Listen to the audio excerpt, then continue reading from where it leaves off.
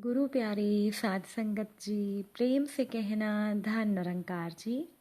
आशा करती हूँ सतगुरु माता जी की कृपा से आप सभी अच्छे होंगे। साध संगत जी, आज दीपावली का त्यौहार है। आपके और आपके पूरे परिवार को दीपावली पर्व की हार्दिक शुभकामनाएं। सतगुरु माता जी से आप सभी के लिए यही अरदास है कि दीपावली का ये त्यौहार आपकी ज़िंदगी में ढेरों खुशियाँ लेकर आए। आज मैं आप सभी के लिए दीपावली विशेष एक साखी लेकर आई हूँ। चलिए सुनते हैं आज की ये साखी। साध संगत जी, संगीता जी का एक संयुक्त परिवार था। परिवार में रहते थे संगीता जी और उनके पति, उनके दो बेटे। बड़े बेटे का नाम था अजय और छोटे बेटे का नाम था विजय। संगीता जी के दोनों बेटों की शादियां हो चुकी थी। उनकी बड़ी बहू का नाम था रेखा और छोटी बहू का नाम था मीता। दीपावली का दिन था। संगीता जी ने अपने घर पर एक पूजा रखवाई थी। बड़ी बहू रेखा रसोई में चावल धो रही थी। उसे बहुत परेशानी हो रही थी। वो सोच रही थी कि अगर रसोई में ऊपर के काम करने के लिए उसकी देवरानी मीता आ जाती तो उसे मदद मिल जाती। कुछ सोचकर रेखा ने अपनी देवरानी मीता को आवाज़ लगाते हुए कहा, मीता ज़रा यहाँ तो आना। लेकिन मीता ने कोई जवाब नहीं दिया। रेखा झुंझलाते हुए उसके कमरे में पहुंची तो विजय ने बताया कि मीता तो नहाने गई है। रेखा झुंझलाते हुए वापस आई और काम में लग गई। थोड़ी देर के बाद जब फिर से वो मीता को बुलाने के लिए गई तो उसने देखा कि मीता शीशे के सामने बैठकर तैयार हो रही थी। रेखा ने मीता से कहा, तुम रसोई में मेरी थोड़ी मदद करवा दो। मीता कहने लगी, दीदी वैसे तो माँ जी कहती हैं कि उन्हें मेरे हाथों का खाना पसंद नहीं है। और देखिए अब तो मैं तैयार भी हो गई हूँ, मैंने नए कपड़े भी पहन लिए हैं। मेरे कपड़े खराब हो जाएंगे और पूजा में पंडित जी बीच बीच में कोई सामान मांगेंगे तो मुझे वहाँ रहना होगा। तो रसोई तो आप ही संभालो। वैसे भी माँ जी को आप पर ही ज़्यादा भरोसा है और अगर उन्होंने मुझे भी आपकी मदद करने के लिए कहा होता तो मैं इतनी जल्दी तैयार ही ना हुई होती। इतना कहकर मीता फिर से तैयार होने लगी। रेखा की हालत बिगड़ती जा रही थी। वो साधारण से कपड़ों में सभी के लिए खाने का प्रबंध करने में लगी थी और घर की छोटी बहू मीता सज संवर कर पूजा में बैठने की तैयारी कर रही थी। अब रेखा के सास ससुर पहले ही अपने कमरे में तैयार हो रहे थे क्योंकि उन्हें पूजा में बैठना था। थोड़ी देर में मोहल्ले के लोग भी पूजा में आने लगे थे। एक दिन पहले भी रेखा ने आंगन में सभी के बैठने की व्यवस्था की थी, घर की साफ सफाई की थी। उस समय घर की छोटी बहू मीता सास के साथ पूजा का सामान खरीदने के लिए चली गई थी। वो भी ठीक ही था कि सास और छोटी बहू मिलकर सभी जिम्मेदारियां बाहर की उठा रही थी। लेकिन आज तो सुबह से रेखा को रसोई में अकेले छोड़ दिया गया था और ये बात रेखा को अच्छी नहीं लग रही थी। थोड़ी देर के बाद पंडित जी आ गए थे। घर में पूजा चल रही थी। पूरे घर में हवन की खुशबू फैली थी। पंडित जी के मंत्रोच्चारण की ध्वनि से पूरा घर पवित्र हो रहा था। घर के सभी लोग अच्छे से तैयार होकर पूजा में बैठ गए थे। लेकिन घर की बड़ी बहू रेखा रसोई में काम कर रही थी क्योंकि घर में दीपावली की विशेष पूजा रखवाई गई थी।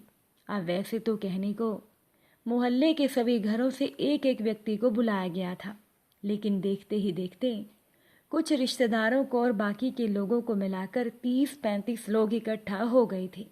संगीता जी ने दोपहर में पूजा के बाद खाने का प्रोग्राम भी रखा था। अब वैसे तो घर में रेखा की देवरानी मीता भी मौजूद थी, लेकिन संगीता जी ने रात को ही घर की बड़ी बहू रेखा से कह दिया था, खाने पीने की तैयारी तुम करना क्योंकि छोटी बहू अच्छा खाना नहीं बना पाती हैं। अब इतने लोग आएंगे तो उन्हें हम अच्छा खाना ही खिलाएंगे। इसके साथ ही संगीता जी ने पकवानों की एक सूची बनाकर भी दे दी थी। रेखा रोज का खाना भी ज़्यादातर खुद ही बनाती थी क्योंकि उसकी सास संगीता जी को उसके अलावा किसी और के हाथ से बना हुआ खाना अच्छा नहीं लगता था। पहले तो रेखा ही सारे घर की जिम्मेदारी संभालती थी, लेकिन जब उसकी देवरानी मीता आई तो उसे लगा कि अब उसे काम में मदद मिल जाया करेगी। क्योंकि कभी कभी उसे भी ऐसा लगता था कि काश रसोई में कोई उसकी मदद कर दे, एक समय उसे खाना बनाने से राहत मिल जाए। लेकिन अब रेखा सास को खाना बनाने के लिए तो कह नहीं सकती थी और उसकी सास भी ज़्यादा काम करना नहीं चाहती थी। हाँ, कभी कभार वो सब्जी काट कर दे दिया करती थी, इतना ही रेखा के लिए बहुत था। लेकिन जब छोटी बहू मीता ससुराल आई तब उसने खुद ही आगे बढ़कर अपनी सास को कहा, माँ जी, मैं भी सभी को अपने हाथों से खाना बनाकर खिलाना चाहती हूँ। तब संगीता जी ने मीता को मना कर दिया। पहले तो रेखा को अच्छा लगा कि उसकी सास उसके बनाए खाने की तारीफ कर रही है, लेकिन अब तो हालात ऐसे हो गए थे कि छोटी बहू मीता ने रसोई में आना ही बंद कर दिया था। अब रेखा घर का खाना तो तीनों समय बनाती ही थी, लेकिन इस बार पूजा के लिए उसे सब कुछ अकेले बनाना था। पहले उसे लगा मैं सब संभाल लूंगी, इसीलिए सुबह सवेरे 4 बजे उठकर ही वो रसोई में काम करने लग गई थी। लेकिन अब काम करते करते थकान की वजह से उसकी हालत खराब हो रही थी और रसोई में कोई मदद कराने भी नहीं आ रहा था। थोड़ी देर में पूरा खाना बनाकर तैयार करना था। अब तो रेखा बहुत थक गई थी, उसकी थकान का अनुमान भी कोई नहीं लगा पा रहा था। ऐसे में खाना बनाने के लिए हलवाई आता तो साथ में 2 व्यक्तियों को साथ लाता, लेकिन रेखा ने तो अकेले ही सब बनाया था। वैसे भी उनका परिवार एक मध्यम वर्गीय परिवार था, खर्चा ज़्यादा हो रहा था तो वो लोग हलवाई को बुलाना नहीं चाहते थे। रेखा बस यही सोच रही थी, अगर दोनों बहुएं मिलकर काम करती तो उसे आराम मिल जाता। लेकिन तभी संगीता जी रसोई में आकर पूछने लगी, बहू खाना बना लिया ना? रेखा ने कहा, माँ जी बस पूरियाँ बनानी रह गई हैं। संगीता जी ने कहा, बहू पूरियाँ मत बनाना, तुम रोटी बना दो। मेरी सहेलियाँ और रिश्तेदार पूरियाँ खाते नहीं हैं, बाकी के मेहमानों से भी मैंने पूछ लिया है, वो भी रोटी ही खाएंगे। रेखा हैरान थी कि ये क्या माँ जी, अगर पूरी बनानी होती तो काम जल्दी ख़त्म हो जाता। लेकिन संगीता जी तो ज़िद पर अड़ गई थी कि नहीं, सभी लोगों का रोटी खाने का मन है और घर पर मेहमान थे तो उनकी पसंद के हिसाब से ही खाना बनाना था। रेखा अपना सर पकड़ कर बैठ गई, कहने लगी, माँ जी आप मेरी देवरानी को भेज दो, वो मेरी मदद कर देगी।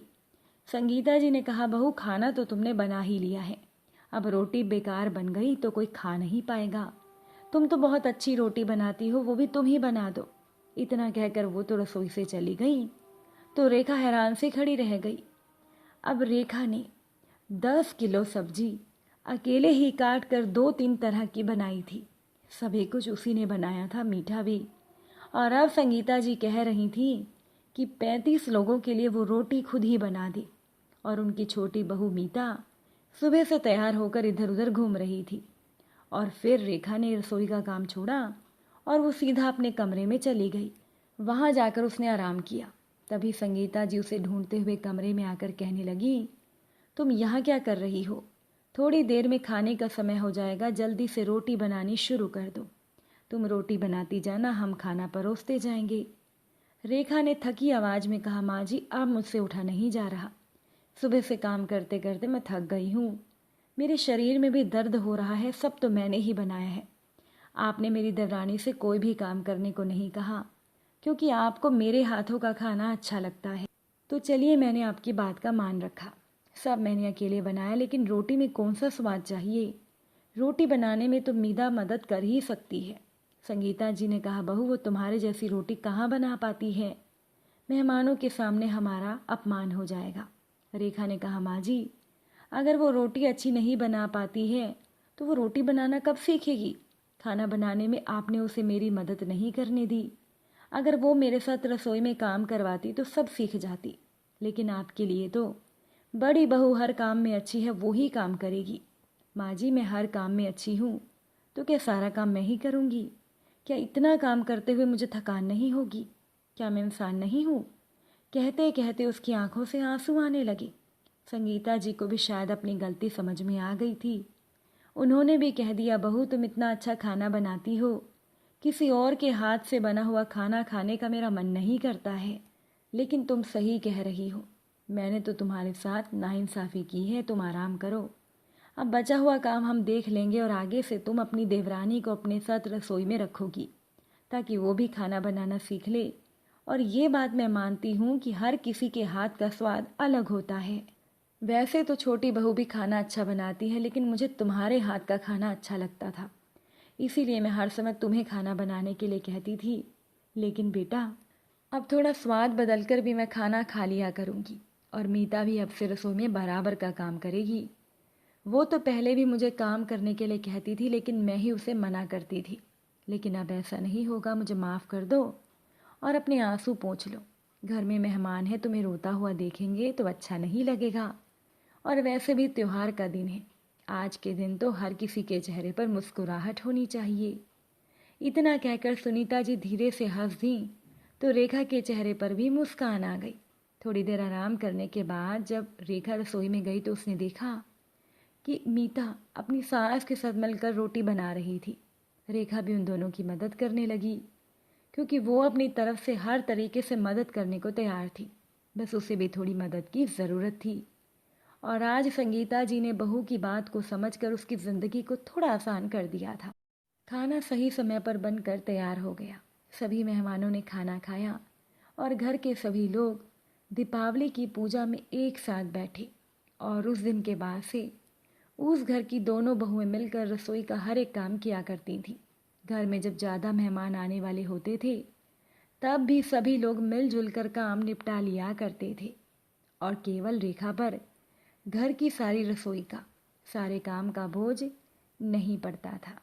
साथ संगत जी, अगर आज की ये साखी आपको अच्छी लगी हो, वीडियो को लाइक शेयर ज़रूर कीजिएगा। आप सभी से फिर मुलाकात होगी नई साखी के साथ। एक बार फिर से आप सभी को दीपावली की हार्दिक शुभकामनाएं। अगर आप हमारे चैनल पर नए हैं तो चैनल को सब्सक्राइब ज़रूर कीजिएगा। साथ संगत जी प्यार से बोलिए धन निरंकार जी।